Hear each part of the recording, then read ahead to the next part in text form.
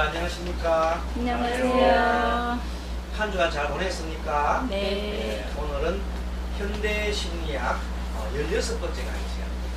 자, 강의 앞서서 불교 공부의 연장성상이니까 합장하시고 3기 모시겠습니다.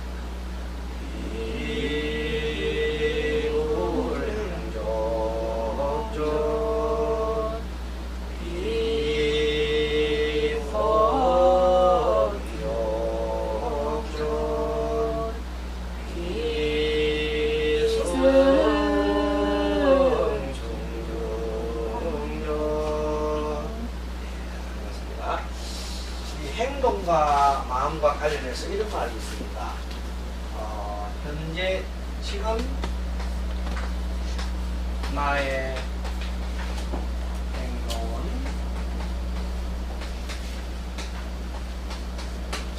행동은 과거 나의 생각의 그림자다. 이런 말이 있습니다.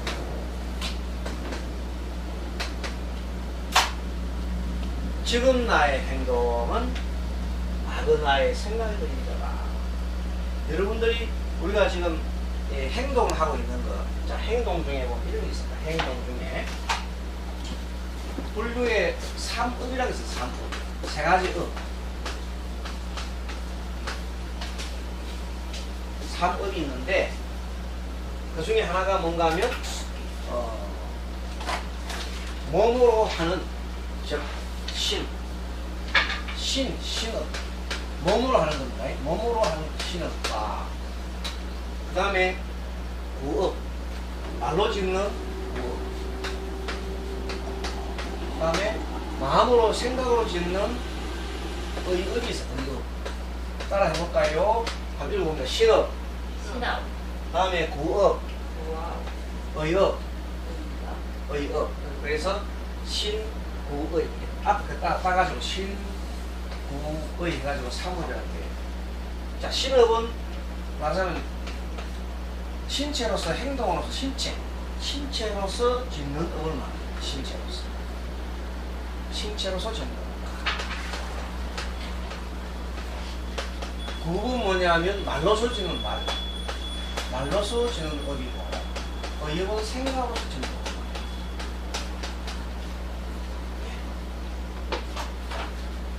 신체로서 짓는 업, 말로서 짓는 업, 생각으로 짓는 업이 이 3업이라고 해요. 이것이 우리가 하는 업이라는 거예요. 신체로서 짓는 업을 어떻게 보면 신체업, 신체로 짓는 신업이라고 해요. 신체로 짓는 신업은 크게 세 가지가 있어요. 자, 상생하는 상생. 나쁜 거죠. 그 다음에 도둑질 하는 거야. 도둑질. 남도 도둑. 그 다음에 사음하는 요 세 가지가 있어요. 요것을 세 가지를 나쁜 거 해가지고는 악업이라고 해요. 악업. 몸으로 짓는 신은 악업 세 가지가 있다. 신체로 짓는 게 있어요. 그럼 살생 대신에 이제 사람을 살려준 걸 방생이라고 그러죠. 그렇죠? 네. 사람을 살리는 거. 사람을 살리거나 어떤 생명을 살려주는 방생. 도둑하지 않고 100% 주는 게 뭐냐면 모시. 이게 반대되는 거죠. 사음 대신은 바른 성도업. 바른 성도업. 이렇게 지금 이것은 우리가 성업이라고 했어요. 그 다음에 말로 짓는 업이 있어요. 말로 짓는 업을 구업이라고 그래요. 그죠? 그래서 우리가 천수경을 외우면 천수경 맨 처음에가 정구업 지릅니다. 구업을 깨끗하게 밝혀야겠습니다. 수리, 마수리, 수수리, 사마 이렇게 나옵니다. 그래서 말로 짓는 업, 구업이 있어요. 이 구업. 구업을 우리가 말로 짓는 업을 구업이라고 해요. 그러면 여기는 크게 네 가지가 있어요. 처음에 마업, 망은 쉽게 말하면 거짓말이에요. 거짓말. 진실된 말이 아니라 거짓말하는 걸 말하는 거짓말. 망. 그 다음에 기어라는 것이 기어. 기어. 꾸민 말. 교묘하게 말을 꾸미는 거예요. 꾸민 말. 교묘하게 꾸미는 거죠. 꾸민 말. 망어. 기어. 그 다음에 양설이라는 것이 양설. 양설이 뭐예요? 두 가지 말하는 거예요. 두 가지 말. 이간질하는 이간질. 여기서 요 말하고 저기서 저 말하고 이간질 하는 게 양설이라고 해요. 망어, 기어, 양설. 그 다음에 하나가 있는 악구예요. 악구. 악담하는 거, 악구. 아주 막 악평을 하는 거야. 막 악담. 욕하고, 욕, 악담. 그래서 이것도 악어야, 악어. 나쁜 악어. 선업은 망어 대신에 진실한 말을 합니다. 진실한 말을 하면 안 됩니다. 꾸민 말 대신에도 역시 진실한 말. 그 다음에 양설 대신 양설 이간질 대신에는 뭘 해야 돼요? 화합 사람한테 화합을 시켜요. 화합을 시켜야 된다. 화합을 시키고 악구 대신에는 뭔가 하면 악구 대신에는 악한 말 대신에는 자애로운 말, 사랑스러운 말 해야 되겠죠. 자애로운 말 이렇게 해서 이것을 선이라고 선어. 자, 세 번째는 뭔가 하면 지금은 자, 신체로 짓는 거, 말로 짓는 건데 세 번째는 의업, 생각으로 짓는 업이라고 했어요. 그것은 생각으로 짓는 업인데 이것을 의업이라고 하죠. 의업, 신업, 부업, 의업 이렇게. 그럼 의업은 의업을 다른 말로 생각 사자로 넣어가지고 사업이라고 그러기도 해요. 같은 말이 사업. 생각으로 짓는 업이라 사업. 자, 여기에는 크게 세 가지가 있어요. 여러분 잘 알아. 탐진치. 탐진가? 성냄을 진이라고 하죠. 성냄과 어리석음이 있어요. 탐진치. 그리고 요 밑바닥에 요 대신에 요 탐진치는 어리석음을 악업이라고 악업. 근데 선업은 탐심 대신에 자비심을 해요. 자비심. 보시하는 거. 베푸는 마음. 보시하는 마음. 쓰는 것 대신에는 자비죠. 자비 마음을 내면 되고요. 자비. 어리석음 대신에 지혜의 마음을 내면 돼요. 지혜로운 마음. 그래서 요 내용들이 불교에서 나오는 것이지만은 내 마음속에 행동이 과거의 생각의 흐름이다. 생각이 가장 중요한 거예요. 생각을 만약에 생각에 착한 생각을 일으키면 착한 행동이 따라 나오죠. 그래서 그 결과 어떻게 됩니까? 착한 일들이 쭉 일어납니다. 악한 마음을 가지면 악한 행동이 일어나고 그렇게 됩니다. 그래서 지금 나의 행동은 과거 나의 생각의 그림자다 이렇게. 지금 나의 행동은 과거 나의 생각의 그림자. 그럼 지금 나의 행동은 과거 생각의 그림자가 될 수 있고 지금 내 생각은 지금의 내가 가지고 있는 생각은 미래의 나의 행동이 될 수 있죠. 그래서 늘 보면 맨 처음에 마음이 먼저 마음이 먼저고 그 다음에 마음 따라서 행동이 일어납니다. 행동이 일어나고 나면 이 행동이 자꾸 반복이 되면은 행동이 반복이 되면은 습관화해지죠. 습관화되면 이것이 식으로 마음이 저장이 됩니다. 그래서 신체 행동과 심리라는 주제로 가지고 공부를 하면 어떤 신체의 행동이 습관화된 것이 나타나. 자기도 모르는 사이에 보십시오. 여자분들 행동 중에 이런 말 잘하시죠. 그만 웃잖아요. 그래야 그래요. 네. 잘 웃지요? 오늘 지금 얼굴이 상을 당하신 분도 있을 거예요. 얼굴이 막 묻어 있어요. 묻어 있는데 얼굴을 또 오늘 공부할 때만큼은 다 공부에 집중합시다. 그래서 여자분이 입을 가르는 뭐래요? 입을 가르는 것은 부끄러울 때 입을 가르잖아요. 부끄러울 때 엄마하고 입 가르지요? 네. 입 가르는데 습관적으로 부끄럽지 않은데도 이런 사람 있잖아요. 그거 있어 없어요? 내숭 뜬다고. 내숭 뜬다고 이렇게 하는 사람이 있어요. 자, 손발의 움직임으로 마음을 읽는다. 101페이지 한번 보겠습니다. 사람은 누구나 좋고 싫음의 감정을 동작 행위로 나타내야 된다. 기쁜 일이 있으면 동작이 자연히 들뜨고 씩씩해진다.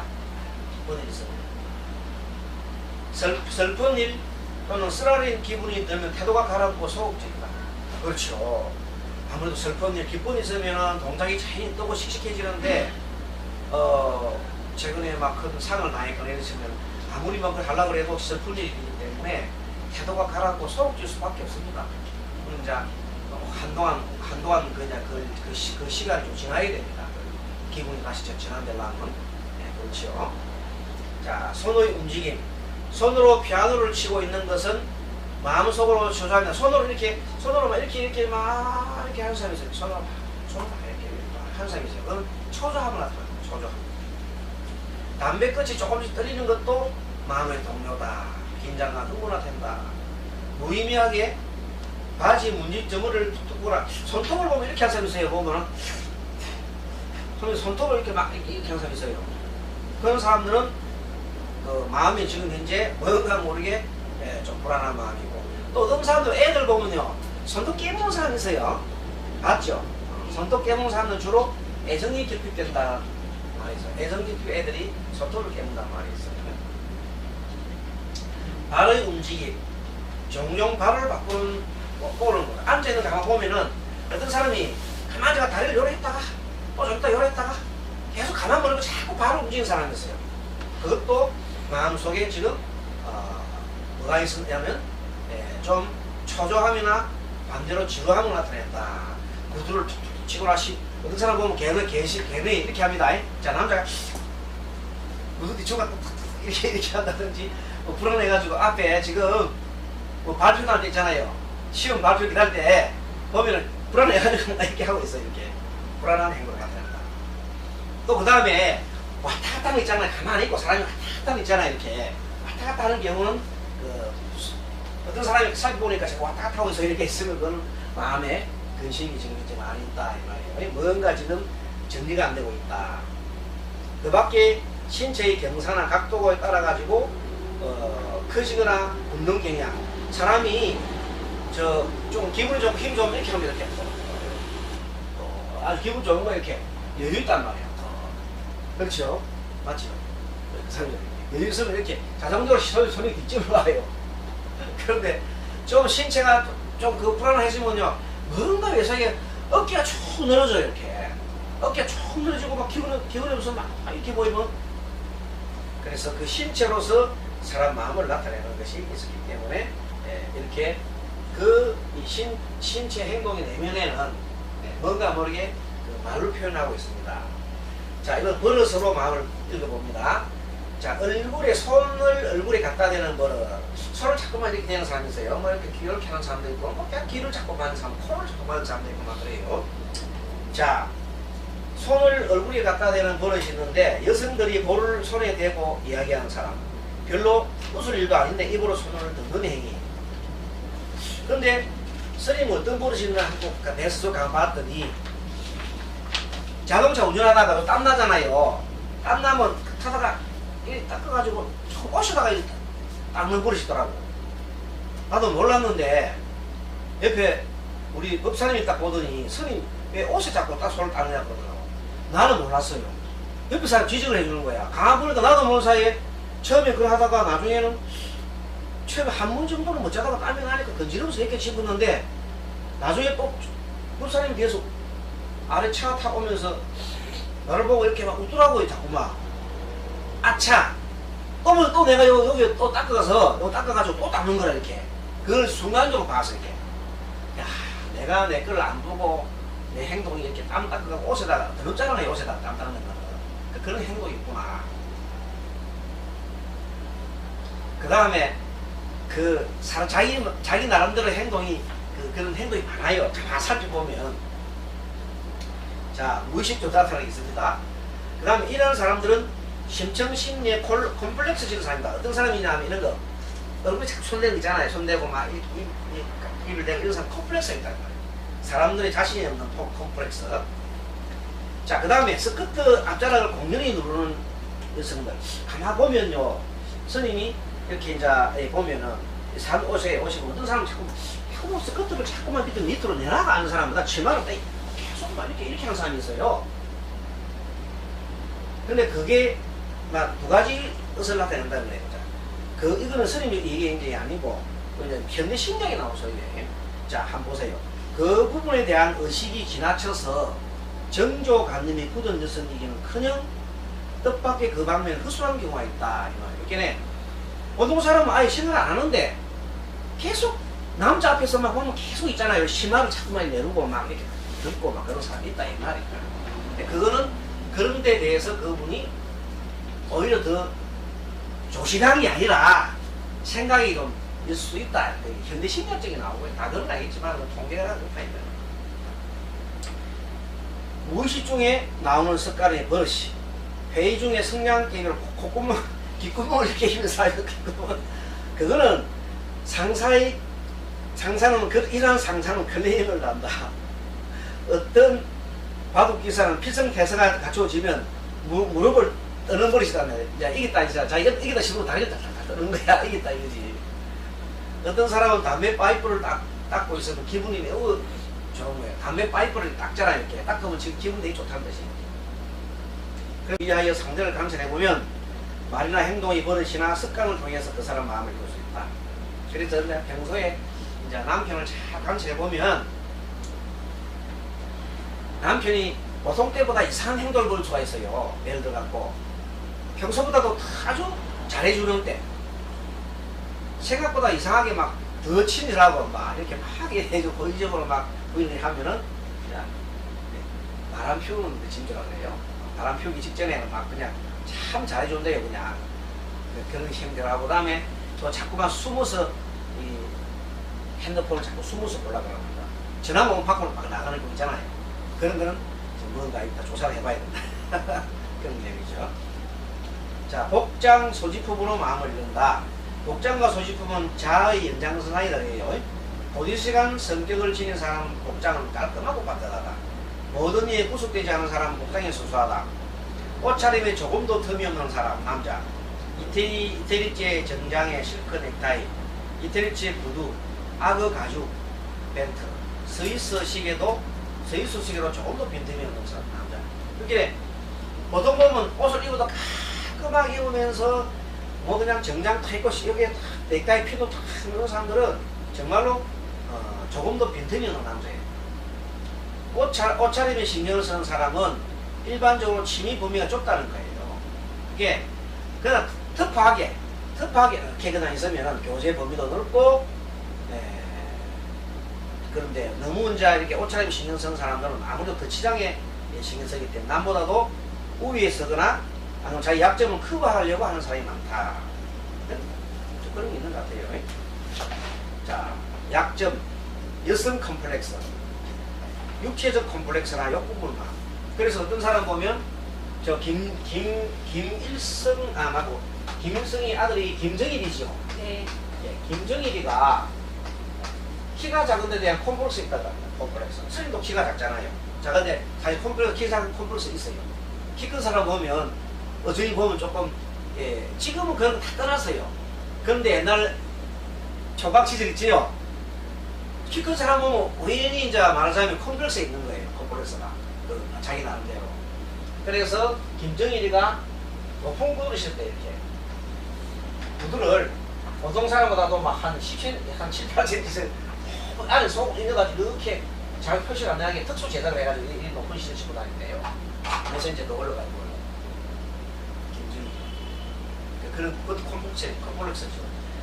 옛날 콤플렉스 중에서 나폴레옹이라는 사람 있잖아요. 알죠? 네. 나폴레옹 키가 작았거든요. 나폴레옹도 키 작은 애가 콤플렉스에 있었대요. 키 작은데 콤플렉스 사람이 더 사람을 지배하려고 해요. 그리고 여러분들 등소평이 알지요? 등소평이 키가 너무 작아요.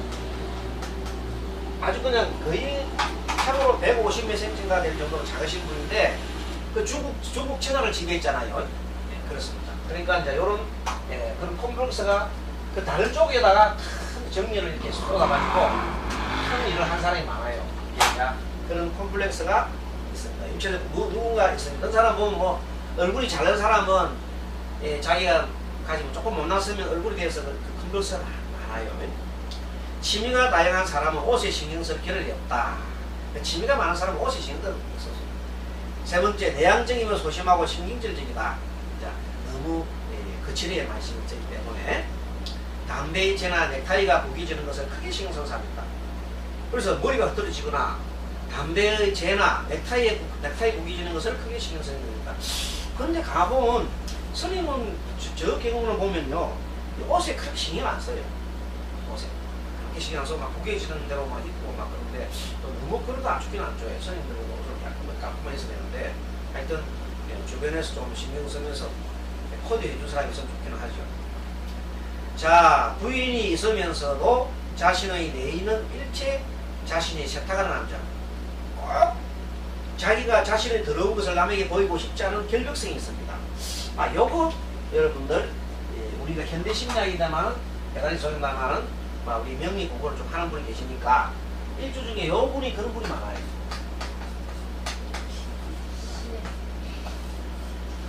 요 분은 지능적인 요런 분입니다. 굉장하게 치상을 많이 합니다. 그리고 자기 스스로 깔끔하게 해서 해가는 사람이 많아요.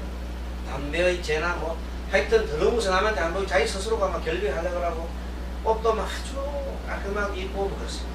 결벽증이자 말이고 다른 사람의 일에 간섭하지도 않고 자신도 간섭받으지 하지 않고 자신 일은 자신이 직접 하고 자신이 맡은 일을 끝까지 책임지는 사람이 보통 이런 사람이죠. 이 십성보는 정과 또 정제도 보고 정말 정제의 성분들은 자기 일에 대해서 철저합니다. 남에 대해서 큰 신경도 안 쓰지만 자기 일에는 철저히 신경을 쓴다. 그 성격 때문에 타인의 의견을 거부하고 자신의 성격을 고집해야 합니다. 그래서 내성형, 자폐성이 강하다. 신용하고 신경질적이다. 대클레임을 겁니다. 이런 사람은 공략법은 초기에 리베이트 전술을 쓰는 것은 겁니다. 처음부터 이런 사람한테 아주 정관이나 정제가 똑똑한 사람한테 가가지고 뇌물을 주면 큰일 납니다. 깎아져. 넌 아니야 하고 다 꺾어서 보면 안 됩니다. 처음에 뇌물을 주면 안 됩니다. 옛날 부처님 당시에 어떤 큰 부자가 있었는데 엄청난 부자가 있었는데 부자가 돌아가셨어요. 돌아갔는데 그때 법은 그 당시 법은 어떤 게 있냐면 사람들이 죽으면은 그때는 여자들은 상소를 못하게 돼 있었어요. 불공평하죠. 여자는 상소 못하고 남자만 상소하게 돼 있어요. 남자들만. 그게 여자만 있으면 어떻게 되냐면 국가 몰수예요. 그 재산이. 그런데 딸 5명을 놓고 난 다음에 마지막에 아들 하나 낳았는데 이상하게 뭐가 없는 귀도 없고 코도 없고 귀 코도 없고 막 눈 난리가 있는데 귀 코가 입하고 눈밖에 없어요. 눈도 안 보이고 눈도 안 보이고 코도 거기가 막 구멍만 가 있고 아예 보는 게 하여튼 사람이 부리뭉실하게 그냥 나무 뭉치처럼 돼 있는데 하나 딱 달리는 거는 꽃이만 딱 달려요. 그렇게 전국에서 조사를 나왔다가 보니까 그걸 이제 인정 안 해주려 하다가 그 딸이 장녀 딸이 굉장히 저기 누나라는 사람이 똑똑한가 봐. 그래 운동화도 나와가지고 있는 우리 아이는 분명한 그런 꼬치가 있다고. 그런데 남자 아니냐고. 그 남자한테 갖다가 이걸 갖다가 그 국법이 그때 있는 거 아니냐 했더니 임금이 강하시 맞거든. 그래서 인정해 줬다고 그랬습니다. 그래서 그 이제 큰 장녀 되시는 분이 결혼했어요. 결혼했는데 남자를 결혼했는데 남자한테 너무 잘해주는 거라. 남자는 최고로 잘해주는 거라. 그래서 다른 사람들이 아니 어떻게 그 열심히 남자를 그렇게 받들게 하늘처럼 모시냈더니 사실 그게 아니라 우리 친정에 우리 제사에 다 뺏길 뻔 했는데 그 남자 꽃채로 달린 거 하나 때문에 얼굴만 하다 보였는데도 꽃채로 달린 그 덕으로 이렇게 우리 재산 몰수를 안 당했을까. 남자가 얼마나 귀중하냐고. 나는 남편 모시기 하루처럼 모시긴다. 그 얘기가 동네 소문나니까 궁금하지요. 그래서 부처님한테 어떤 사람이 와가지고, 부처님, 저 두리뭉실하게 생긴 저 사람은 도대체 어떻게 저 부잣집이 태어났습니까? 궁금하지요. 저렇게 모양도 못나고 그럼 저 사람이 어떻게 저 부잣집이 태어났나 궁금하단 말이에요. 그래서 이제 부처님이 과거전생에 내주는 거야. 저 사람이 과거생에 아주 이런 사람이거든. 정광, 정제, 정인. 알겠죠? 이 세 개를 합쳐난 사람이에요. 얼마나 정직하고, 그 다음에 막 다른 사람 절대 돈 안 받고, 판단 잘하는 사람인데, 자, 이 마누라를 좀 잘못 뒀어. 그래가지고, 그 형제가 전생에 그 남자 형제가 동생이 하나 있어. 동생이, 돈이 좀 있어가지고 그 돈을 다른 사람한테 빌려줄 때 요즘 같으면 은행 가서 저당 잡는데 그게 아니고 이 사람이 그 관리로 있어. 관리로서 그 사람이 인정해주면 그 사람이 맞다 인정해주면 그게 법으로 되는 거야. 그래서 돈 빌려갈 때 있잖아요. 돈 빌려간 걸 이 사람 돈 앞에 있을 때 빌려가는 거야. 그럼 이 사람 인정하는 거야. 그럼 그건 확실히 갚아야 돼. 그건 국왕이 딱 정해놨기 때문에 그 사람 요새 같으면 이제 재판장이라 아무 소문 없대. 그런데 그 동생이 어느 사람 빌려주는데 그 동생이 죽어버렸어. 그 재산을 죽은 사람이 돈을 안 갚으려고 그러는 거라. 그런데 동생 아들이 자기 삼촌이자 조카가 와가지고 돈을 갖다가 달라 그러니 그 사람 달라 그러니까 안 주거든. 그래서 이분한테 가서 얘기를 한 거야. 그랬더니 그 전에 돈 빌린 사람이 돈 안 갚으려고 이 남자를 찾아가서 얘기를 했더니 말하자면 뭐 손톱 다 들어가잖아요. 택도 없지. 그러니까 어떻게 했냐면 그 부인한테 선물로 산 거예요. 선물을 막 갖다 주면서 부인이 우리 남편 절대 그래서 아니다 그랬는데 사람이 약한 게 여자들은 보석이 약해요. 보석을 막 자꾸만 사다 주고 뭐 그러니까 생각해봐라. 이건 만약에 한 번만 그걸 하면 그 돈 빌린 적이 없다고 한 번만 남편이 말해보면 내 재산 당신 반 줄게 말이 되는 거야.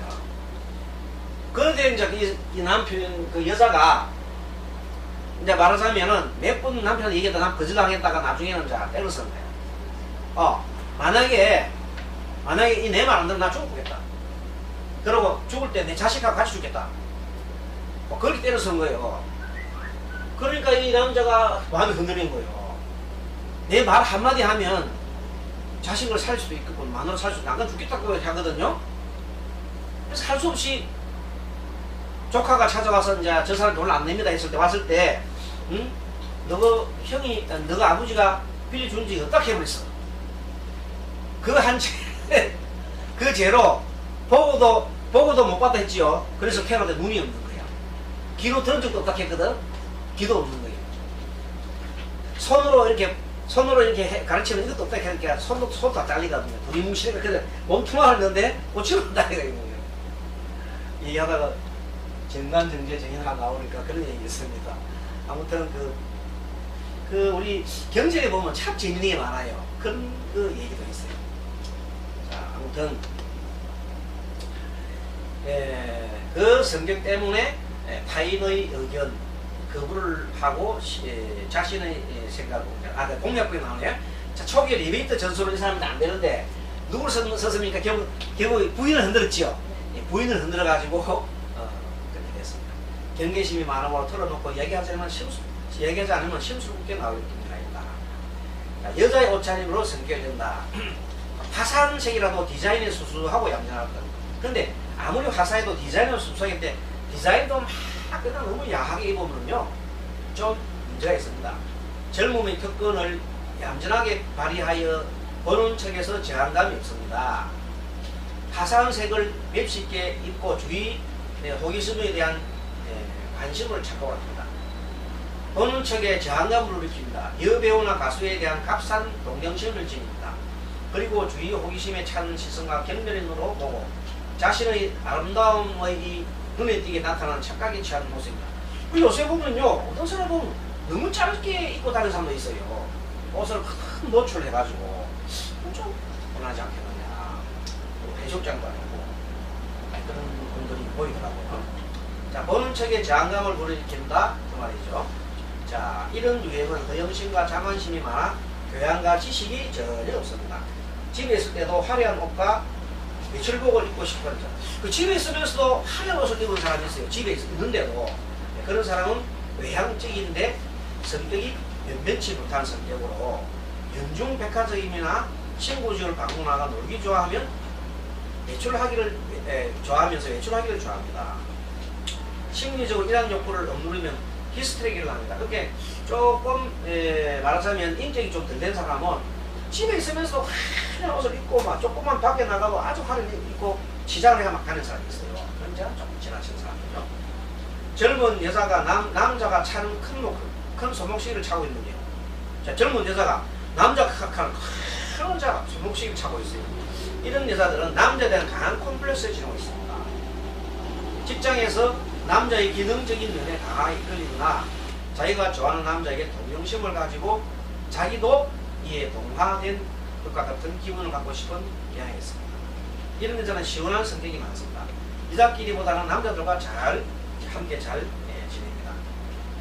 만일 상대의 여자가 극단적으로 화려한 옷을 입은 경우에는 우선 머릿속에 상대의 화려한 옷차림을 모두 벗긴 다음 극히 당연하고 수수한 옷차림을 갈아입혀 보는 것이다. 그러면 만일 갈아입힌 옷이 상대에 꼭 어울릴 것 같으면 그 여자는 지금 심리적으로 균형을 잃고 있는 것이다. 그래서 어떤 사람이 너무 화려한 옷을 입고 있단 말이야. 화려했을 때 그거는 자기의 어떤 마음의 신경의 변화가 와가지고 지금 몸부림을 치고 있는 거라고 보면 돼. 어떤 경우냐, 남편이 바람을 막 피우는데 도대체 바람을 잡을 길이 없어. 그래서 그런 경우에 막 자기도 모르게 화려하게 있잖아요. 막 그렇게 하는 경우가 있어요. 지나치게 막 화상을 떡을 칠한다든지. 화상을 연하게 하면 보기 좋은데 지나치게 화상을 막 얼굴에 막 떡을 칠해가지고 그럼 자기가 이쁘다 생각하는데 이쁜 게 아니죠. 그건 떡을 치는 거예요. 자, 그래서 몸매로 성격을 봅니다. 요거 참 봅시다. 이번에 몸매. 자, 몸매는 윌리엄의 마치의 나쁜 종자에서 세상 사람들은 대량살인을 하는 그런 인간은 그 마음이 포악한 만큼 그 용무도 무술구소 생각하셨다. 그러나 그것은 크게 잘못된 것이다. 여러분도 있잖아요. 큰 살인마 있죠. 살인은 맹명한 사람은 더 의외로 아주 생긴 게 너무 연약하게 생긴 사람 많이 봅니다. 맞죠? 뉴스 보면 저런 사람이 도대체 어떤 그런 일을 하실까 할 정도로 현실 속의 삶을 영위하고 있는 이들은 문제인은 그 용모 행동 모두가 노동사람은 큰 차이가 없습니다. 자, 그래서 이 몸매와 성격은 독일의 유명한 크레치모라는 교수가 이런 걸 만들어 놨는데 참고할 정도는 됩니다. 근데 뭐 깊이 꼭 그렇다는 수는 없고 한번 봅시다. 비만이요. 뚱뚱한 사람은 대개 봐도 신경 쓸 일이 없어 본질적으로 느긋하다. 친절하고 케어하면 유머가 있다. 이렇게 보는 사람입니다. 애교도 있고 보입니다. 화가 났을 때도 오랫동안 끙대지 않아 남을 원망하지 않는다. 자교수기 툭 털어놓고 얘기한다. 그래서 옛날부터 좀 신체가 좀 뚱뚱한 사람들이 마음이 좋다 이런 얘기를 하는데 사실은요 그것도 그런 경향도 있지만 또 아는 경우도 있어요. 아는 경우가 어떤 거냐면 요겁니다. 이번째 비만형이라도 조기와 울기가 교대하면은 문제가 있습니다. 조기란 위에서 쓰면 양성적인 면만 말하는 건데 울기라는 것은 음성적이고 소극적인 것이 있어요. 그럼 뚱뚱한 사람이 오히려 만약에 침울에 있으면요 더 보기가 어렵습니다. 그런 경우가 만약에 이런 경우요 자기가 인생이 굉장하게 장밋빛으로 봤는데 갑자기 회색으로 바뀌어요. 그럼 일정 기간 동안에 마음이 팍 가라앉아 있어요. 그리고 그 오히려 보면 정말로 일반적으로 많은 사람보다 더 어려울 수가 있어요. 어떤 경우냐 이거예요. 자, 뚱뚱한 사람이 뭐가 그랬어요? 자, 살이 많이 찐 데 대한 어떤 스트레스가 걸렸다면 진짜 우울해요. 그래서 속담에 비대하고 머리가 벗겨진 인물은 착한 사람이라는 말은 정말로 비대하고 머리가 벗겨진 사람은 착하다 하는 말은 어째 보면은 비반 맨 처음에 첫 번째 말하는 외부에 느긋하고 친절한 이런 말이지만 사실은 비만이고 벗겨진 사람 중에서 악질적인 범죄가 많습니다. 또 있습니다. 보면 그러므로 처음부터 선입관에 너무 치우치면 안 됩니다. 비만형에 대한 비즈니스 너무 접근하여 직원되어 있는 건물입니다. 대화는 매끄럽게 진행하여 상대가 호감을 갖도록 하는 것이 좋습니다. 너무 친절하게 딱 차들으셔 들부터 하면 안 되겠습니다. 상대가 양보를 잘하지 않고 강경한 태도라면 솔직한 태도로 이쪽 입장과 사정을 고사하면 좋습니다. 왜냐하면 비만형은 인정도 많고 동정심이 많거든요. 그렇습니다. 자, 비만형 사람 접대하는 법은 어떻게 볼까? 본래 양성이므로 너무 이쪽에서 신경을 쓰지 않아도 됩니다. 보통 일상사처럼 그냥 비만인 사람한테는 너무 그냥 잘하려고 할 것 없어요. 그냥 일상적으로 그냥 대해주면 좋습니다. 그 다음 비만형 사람은 악의 없이 상대의 비밀을 이야기하는 수가 있으므로 자신의 비밀을 함부로 이야기하면 낭패에 당할 수가 있습니다. 그래서 어찌 보면 그런 걸 조심해요. 사도신약에서 보면 식심 또는 편인에 나와있죠. 뚱뚱한 그 편인, 식심. 식심하고 편인이 좀 뚱뚱한 거하고 관계 있습니다. 식심과 편인. 실질적으로.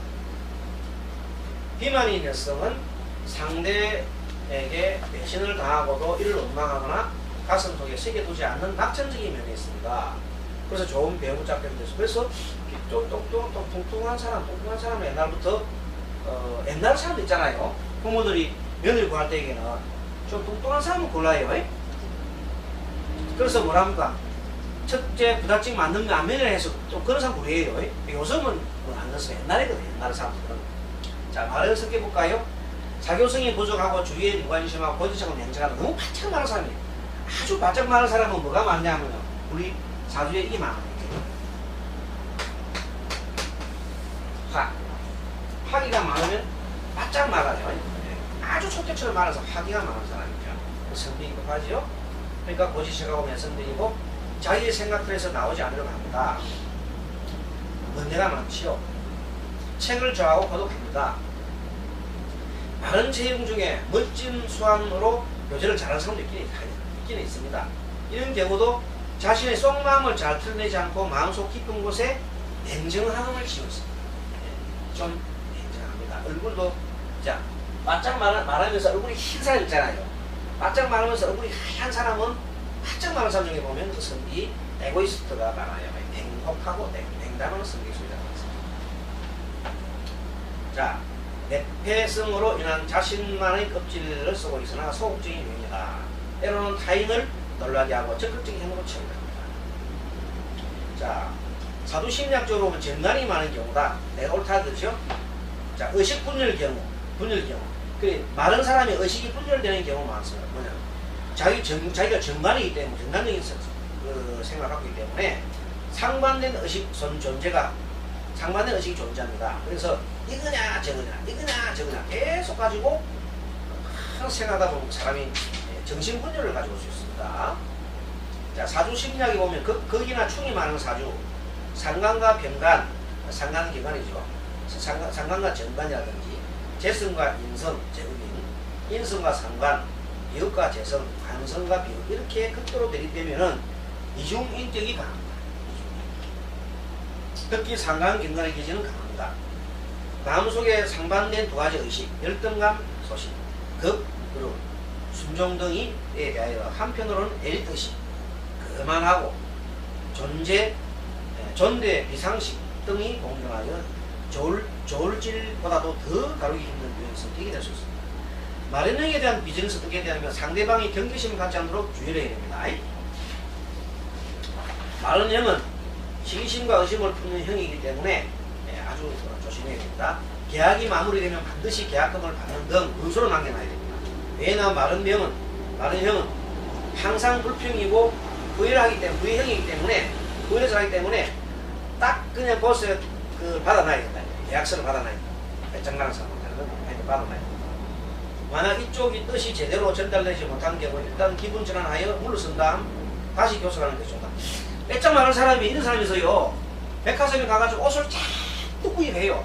기분 좋은 날 가가지고 한 200만 원치의 옷을 막 사요. 그럼 전부 다 그걸 갖다가 하루 만에 반품해버려요. 그래서 도저히 반품할 수 있겠다 하더라고요. 옷을 갖다가. 그러니까 골탕 먹는 사람은 백화점 직원들이 골탕 먹어. 기분이 막 그때면 뭐 열심히 쇼핑 미쳐서 쇼핑해 하다가 마지막에 다 반품해버려요. 그런 사람도 있다. 이 형은 상대는 내성적이고 소심하고 냉정함으로 상대의 정에 보사하는 것이 마이너스다. 이런 유형에는 자존심을 상하게 하거나 화나게 하면 안 된다. 마련형은 감정이 섬차이기 때문에 한번 분노한 감정은 간단하게 해소되지 않는다. 좀처럼 굽히지 않고 일관성있게 보고한다. 자, 마련형의 여성은 정신면에서 복잡합니다. 겉과 속이 다르다. 남자 앞에서는 참은 한가하면 때로는 애교를 부리기도 하며 마음이 잘 변하여 내심을 잘 알 수 없는 유형이다. 일반적으로 남자에게는 잘하지만 동성강에는 평이 좀 나쁘다. 동성인 친구에게 좀처럼 마음을 들어오지 않는 성격이다. 일단 배신당하면 질투심이 하늘과 끝까지 닿는다. 어떤 보복도 마다하지 않는다. 남자의 외도는 용서하지 않고 동정심이라고는 매정한 성격이다. 그래서요, 또 한 사람들은 남편 좀 바람 피워도 내가 잘못했어 다시 이렇게 좀 하는데 아주 바짝 마른 사람은 남편 바람 피우고 나면 절대 허용 안 하는 그런 경우가 있어요. 그래서 어쨌든 마른 형은 아주 매정하다 이렇게 보면 되겠네요. 자, 너무 이제 길어서 근육형은 다음에 공부하고요. 이렇게 하다 보니까 직장에서도 어느 정도 다 끝이 다 돼가네요. 한 2시간 정도 하고 2-3시간 정도 하면 끝나게 될 것 같아요. 어쨌든 강의 잘 들었습니까? 네. 이 행동 심리학은 재밌어요. 이거는 복잡한 게 아니고 우리 일상생활에 일어나는 거기 때문에. 자, 그러면 우리 여기까지 공부하시고 다음 주 뵙도록 하겠습니다. 자, 합장하십시오. 자, 마하반야바람 전했겠습니다. 다 같이 마하반야바람이 좋은 한 주 되십시오. 감사합니다. 네, 감사합니다.